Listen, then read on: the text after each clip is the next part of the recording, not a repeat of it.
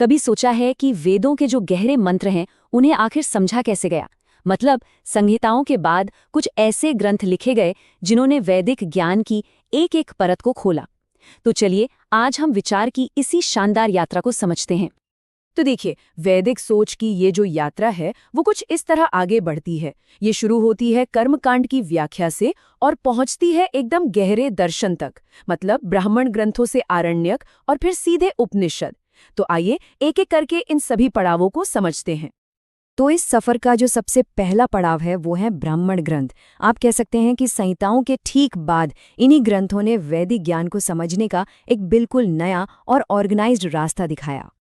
तो सवाल उठता है कि ये ब्राह्मण ग्रंथ आखिर हैं क्या?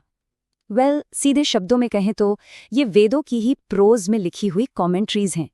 इनका मेन पर्पस बस यही था कि वैदिक मंत्रों और यज्ञों के पीछे जो मतलब छिपा है उसे आसान भाषा में समझाया जा सके। और जानते हैं सबसे दिलचस्प बात क्या है?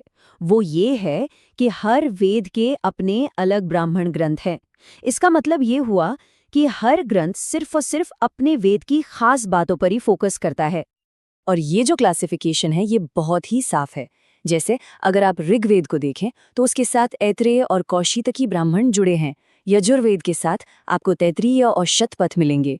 इसी तरह सामवेद के लिए है पंचविंश और अथर्ववेद के लिए गोपथ ब्राह्मण। लेकिन रुकिए, ये ग्रंथ सिर्फ धार्मिक कमेंट्रीज नहीं है। नहीं, इनमें उस जमाने के राजाओं, यज्ञों और सोशल लाइफ के बारे में भी बहुत ही जरूरी जानकारी छिपी हुई है। एक तरह से आप इन्हें उस समय का हिस्टोरिकल डॉक्यूमेंट भी कह सकते हैं। एक मिसाल देता हूँ। शतपथ ब्राह्मण में हमें गांधार, विदेह, पंचाल और कोसल जैसे उस समय के बड़े बड़े राज्यों का जिक्र मिलता है। अब सोचिए, इससे हमें उस दौर के पॉलिटिकल ज्योग्राफी की कितनी साफ तस्वीर मिल जाती है। अच्छा, तो ब्राह्मण ग्रंथों के बाद जो अगला पड़ाव है वो है आरण्यक, और यहीं से चीजें और गहरी होने लगती हैं। ये ग्रंथ सोच को बाहरी कर्मकांड से हटाकर अंदर के रहस्यवाद की तरफ ले जाते हैं। कह सकते हैं कि यहीं से सोच में एक बहुत बड़ा शिफ्ट आना शुरू होता है। तो आरण्यक ग्रंथों में क्या है? इनमें यज्ञों की सिर्फ प्रोसेस नहीं बताई गई है, बल्कि उनकी फिलॉसफिकल और सिंबॉलिक इंटरप्रिटेशन दी गई है। ये ग्रंथ आप समझिए कि कर्मकांड की दुनिया और प्योर फिलॉसफी के बीच एक पुल की तरह है, एक ब्रिज जो हमें बाहरी एक्शन से उसके गहरे मतलब की ओर ले जाता है। और अब हम इस वैचारिक यात्रा के बिल्कुल शिखर पर पहुंचते हैं, उपनिषद। ये वैदिक साहित्य की आखिरी और यकीनन सबसे गहरी फिलोसॉफिकल लेयर है।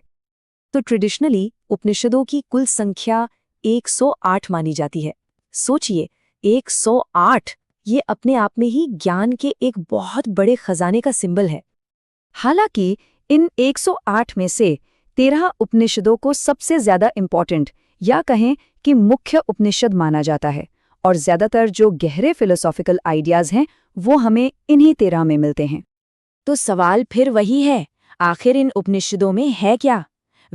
इनमें आत्मा, ब्रह्म यानी दी एब्सोल्यूट रियलिटी, हमारा शरीर और ये पूरा का पूरा ब्रह्मांड, इन सबके आपसी रिश्ते से जुड़े सबसे गहरे फिलोसॉफिकल थॉट्स मिलते हैं।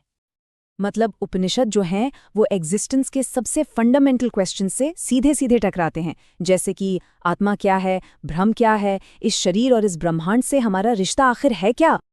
और देखिए, इन्हीं गहरे दार्शनिक सवालों और उनके जवाबों को खोजने की कोशिश की वजह से उपनिषदों को भारतीय दर्शन की नींव, अ फाउंडेशन स्टोन कहा जाता है।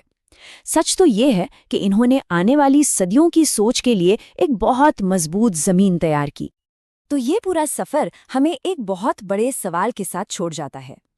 आज के मॉडर्न जमाने में इन हजारों साल पुराने फिलोसॉफिकल आइडियाज की क्या रेलेवेंस है?